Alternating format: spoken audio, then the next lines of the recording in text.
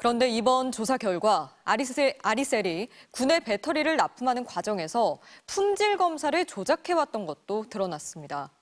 그러다 최근 품질 검사에서 미달 판정을 받자 무리하게 납품 일정을 맞추려 숙련되지 않은 노동자들을 대거 투입했고 결국 23명이 숨지는 참사로 이어진 겁니다.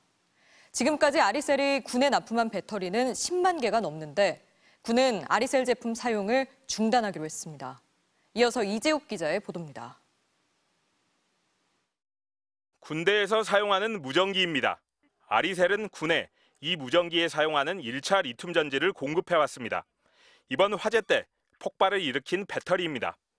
아리셀은 지난 1월 방위사업청과 이 전지를 34억 원어치 납품하는 계약을 맺었습니다. 2월과 4월, 6월, 8월 4차례에 걸쳐 납품해야 하는데 4월 납품 전지에서 품질 미달 판정을 받았습니다.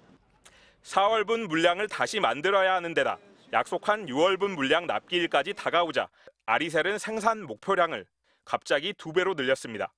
이를 위해 숙련되지 않은 비정규직 노동자들을 생산 공정에 대거 투입했습니다. 하루에 5,000개 생산이라는 무리한 생산을 진행하기 시작했습니다.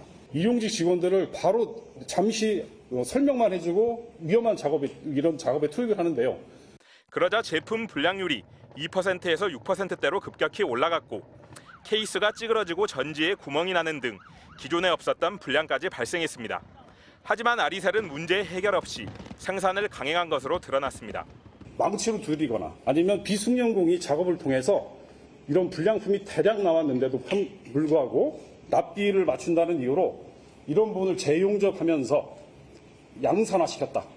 심지어 그동안 발열 현상을 보이는 전지는 분리해 별도로 보관해왔는데 이 전지들까지 납품 대상에 포함시켰습니다. 아리셀은 지난 2021년부터 군의 전지를 납품해왔는데 제품 검사를 통과하기 위해 시료를 조작했던 것도 드러났습니다.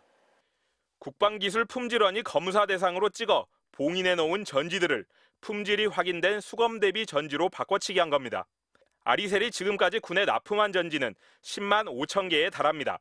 하지만 국방기술 품질원은 지난 4월 이런 조작 사실을 파악하고도 별다른 조치를 취하지 않았습니다. 규정에 의거해서 저희도 어떤 조치를 취해서 이제 하나하나 이렇게 가는 과정이고요. 바로 4월 달에 조치 못한 이런 것들은 어떤 그런 상황이기 때문에. 방위사업청은 오늘 수사 결과가 발표되고 나서야 아리셀 제품 사용을 중단하겠다고 밝혔습니다. 방사청은 아리셀과의 계약 해지와 국방기술 품질원에 대한 감찰을 검토하고 있는 것으로 전해졌습니다. MBC 뉴스 이재욱입니다.